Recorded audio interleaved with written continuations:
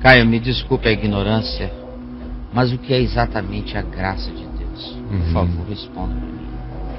Olha, meu amigo, é uma ignorância que eu tenho o maior prazer na graça de Deus, pedindo luz dele, de buscar esclarecer.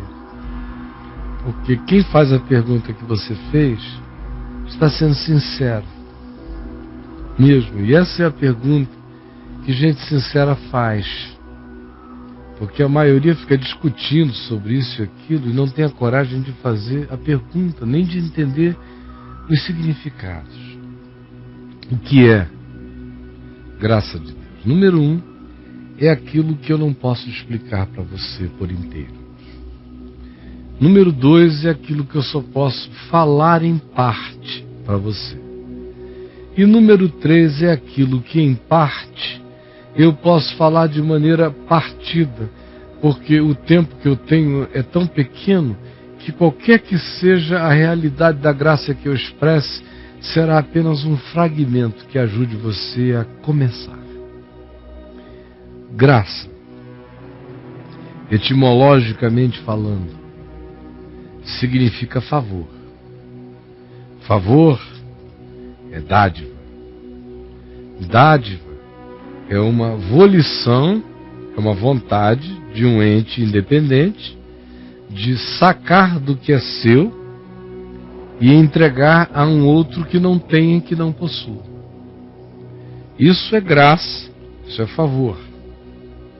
E graça carrega como ideia de favor um significado mais profundo ainda do que favor.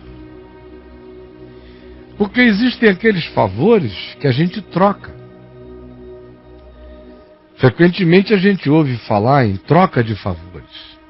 É aquilo que não envolve capital, que não envolve finanças, que não envolve dinheiro, mas envolve serviço, envolve ajuda, colaboração, companheirismo. Ele me ajudou a fazer a minha mudança, agora ele está mudando, eu vou ajudá-lo a mudar. Uma troca de favores, até os pagãos fazem isso. A graça de Deus se difere dessa graça humana horizontal de troca de favores, onde não tem uma unidade monetária, não tem nenhuma oficialidade operando na relação, mas ela se difere fundamentalmente porque se trata de um favor imerecido. É um favor para o qual não há troca, por causa da natureza do favor. Qual é a natureza do favor? Primeira natureza do favor é a natureza do nada. O que não é. O que não existe. O que não poderia ser. O que não poderia se tornar. Assim age a graça. O universo não existia. Nada existia. Coisa nenhuma. Mas Deus decide, por graça, criar. E como é que Ele cria? Ele usa o seu poder para criar? Ele usa o que para criar? Se diz no livro de Hebreus que Ele criou pela palavra do seu poder. Palavra. Vontade. Mas há um mistério que precede a palavra da criação no Novo Testamento, é aquele que diz que o Cordeiro de Deus, que é Deus, que é uma expressão do amor sacrificial de Deus, o apelido do amor sacrificial de Deus é o Cordeiro. O Cordeiro de Deus foi imolado antes da criação de todas as coisas. Ou seja, para criar do nada algo, houve graça. Deus morreu para criar a criação. Aí você diz, então Deus criou uma criação que Ele não assistiu como criação, porque Ele morreu? É por isso que se diz que o Cordeiro de Deus, que é Deus de Deus, que é Deus em Deus, que é Deus no mistério da sua pluralidade, não do seu politeísmo, não da sua tríade, mas do mistério da sua relacionalidade intrínseca e inexplicável. Esse Deus de Deus, que é Deus em plenitude, e que é Deus absoluto, e que é Deus para Deus, e que é Deus em Deus, e que é Pai, que é Filho, que é Espírito Santo, e que é um em si. Nesse mistério indizível, Deus se entrega como sacrifício pela criação, de modo que antes de Deus dizer haja luz, o que eu digo há anos e anos e anos é que Deus disse haja cruz. Favor imerecido, Ele se deu para criar. Porque Deus criaria de quê? A não ser de Deus. A criação é Deus sacando de Deus. É Deus dando de Deus.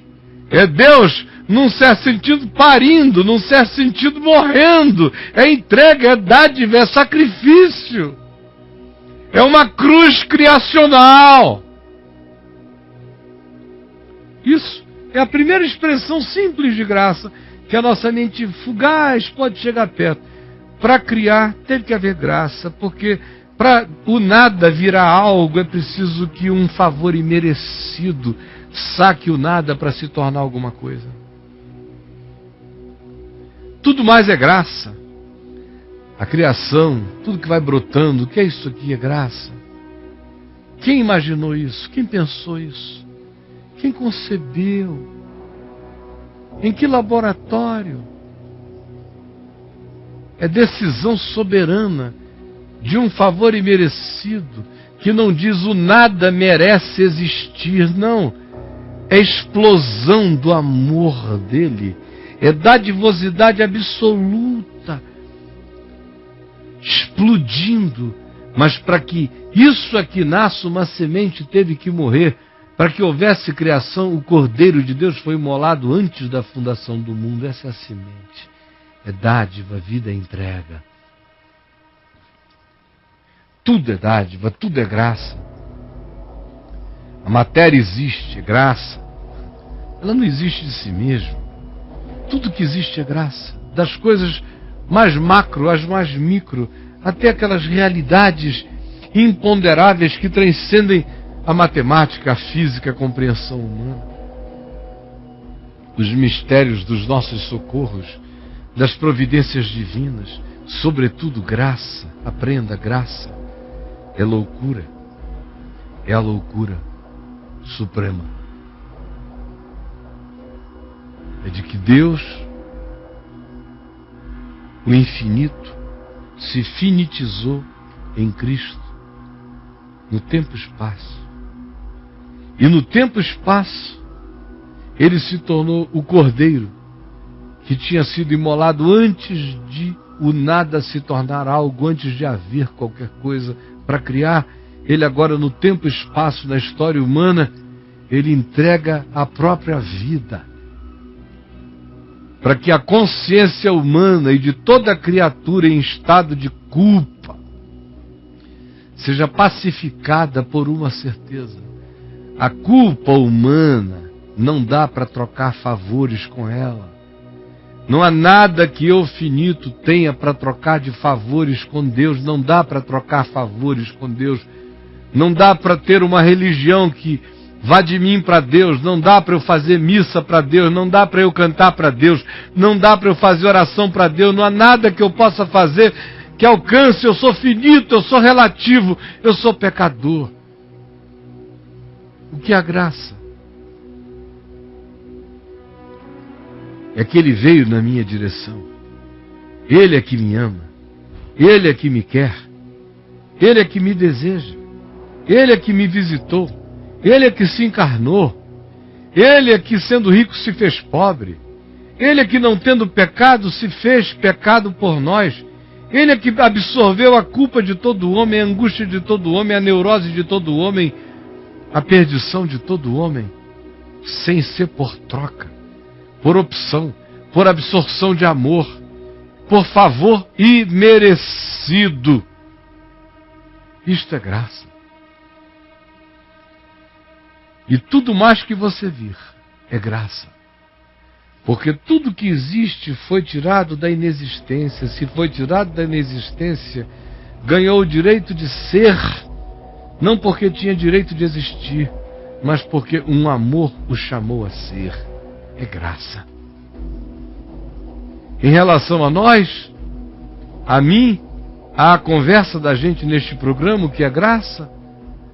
Graça é a certeza absoluta de que todo o seu pecado está perdoado em Jesus. Você é que não creu nisso até hoje. Graça é saber que quando Jesus disse que está pago e consumado está, significando que diante de Deus não tem diabo que possa chegar com acusação a seu respeito. Ele chega a você, ele acusa você, e porque você não tem fé, porque você não crê que Jesus já pagou, você sofre de uma acusação que já está paga. Mas no dia que você crê que Jesus pagou, isso se transformará numa condição de graça, porque você não merecia que ele tivesse pago, mas ele pagou unilateralmente, porque ele é bom. E porque a sua misericórdia dura para sempre. Graça vai da existência de qualquer coisa neste universo, nos multiversos, ao seu drama mais particular de culpa, de aceitação, de restauração da vida, de arrependimento, de um choro de regênesis, de recomeço da vida. Tudo é graça. A criança que nasce, a morte é graça. Já pensou o que é viver num mundo caído como um ser humano caído, cercado por entes caídos para sempre? Morrer é graça. Sendo homem, aquilo que o homem se tornou como um ente caído. Já pensou estar vivo hoje junto com Lameque, junto com Caim, junto com Hitler, junto com Gengis Khan, junto com Nero, com Calígula, junto com Idi Amin Dada. Um mundo onde ninguém morresse. Meu Deus, que inferno! A Terra já teria acabado há muito tempo atrás. A morte é uma graça. Fazer o poder da consciência de um ser humano cessar no tempo e espaço e levá-lo a prestar contas da sua consciência numa outra dimensão é graça. Deixá-lo aqui vivendo para sempre é inferno. Nós somos tapados demais, mas um dia nossa mente vai se abrir e a gente vai ver que não houve nada que não tenha sido graça. Até o que doeu mais foi graça. Até o que angustiou mais foi graça. Agora, o que me garante que tudo vira graça como um bem consciente para a minha vida é a minha certeza de que Deus é amor e de que dele não vem mal nenhum. A convicção de que ele é amor e que dele não procede mal nenhum, nem treva nenhuma, faz com que a minha relação com ele seja de confiança no amor dele. Essa relação de confiança no amor dele faz com que eu confie no amor, e se eu confio no amor, todas as coisas cooperarão conjuntamente, criando a sinergia da graça, cooperando para o bem daqueles que amam a Deus. Eu podia falar para sempre, porque graça eu falo a eternidade inteira. Sabe por quê? Basta respirar que a gente está falando de graça.